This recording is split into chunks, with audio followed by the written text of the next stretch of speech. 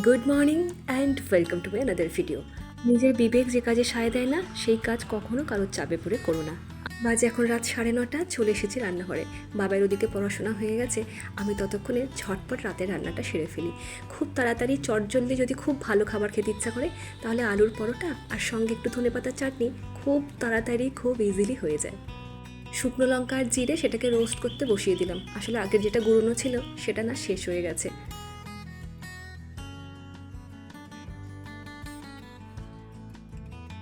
ওটা তো হয়ে গেছে, থাক এখন। ততক্ষণে আমি এদিকের জোগাড়গুলো একটু করে ফেলি। আজ তো বৃহস্পতিবার, আর বৃহস্পতিবার মানেই আমার শ্বশুরবাড়িতে পরোটা কি লুচি হয়। যেহেতু বাবার এক্সাম চলছে তো পড়াশোনার চাপটা একটু বেশি, ওর কাছে একটু বেশিক্ষণ সময় দিতে হচ্ছে।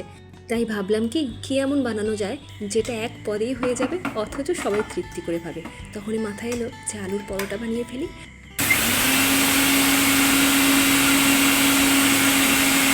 আর টক দই আর ধনেপাতা যখন ফ্রিজে রয়েছে তাহলে সেটা দিয়ে চাটনি করে ফেলি।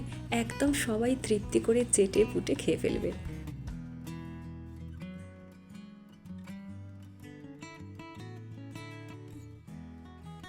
আর এই টক দইয়ের চাটনিটা তো ভীষণ প্রিয়, মানে সবার, যে কোনো জিনিসের সঙ্গে, এমনকি শুধুও খাওয়া হয়ে যায়।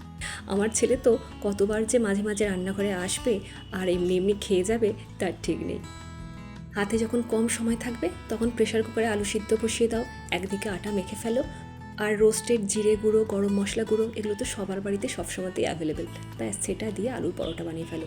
সবাই খুব সুন্দর করে হাসি মুখে খেয়ে নেবে। আর সঙ্গে যদি থাকে টক দই আর ধনেপাতার চাটনি তাহলে তো আর কোনো কথাই নেই। এদের দুজনের না জুড়ি মেলাভার।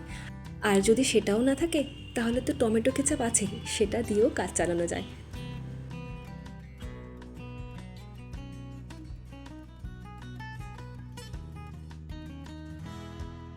আলুটা আমি মাখছি আর মনে হচ্ছে আমি ফুচকাওয়ালার কাছে দাঁড়িয়ে আছি, এত সুন্দর গন্ধটা আসছে। একটু টক জল আর 2-4খানি ফুচকা হলে কিন্তু মন্দ হতো না। চলো, আলুও মাখা প্রায় হয়ে গেল। ওদিকে আমি আটা মেখে সেটাকেও গুছি করে রেখেছি। আর চাটনি তো অলমোস্ট রেডি করেই রেখেছি। এবার জাস্ট এটাকে পুর ভরে গরম গরম ভাজবো আর খেতে বসে যাব। কারণ এই সব জিনিস তো ঠান্ডা হলে ভালো লাগে না। কিন্তু ওই যে মিস্টার মান্না, সে যখন আসবে তখন তো ঠান্ডা হয়েই যায়। কিন্তু হ্যাঁ, ও এলে আবার ওকে একটু গরম করে দিই। আসলে ও ঠান্ডা জিনিস একদম খেতে পারে না। আর কি খাচ্ছে সেটা বড় কথা নয়, জিনিসটা গরম হলেই ও খুব খুশি।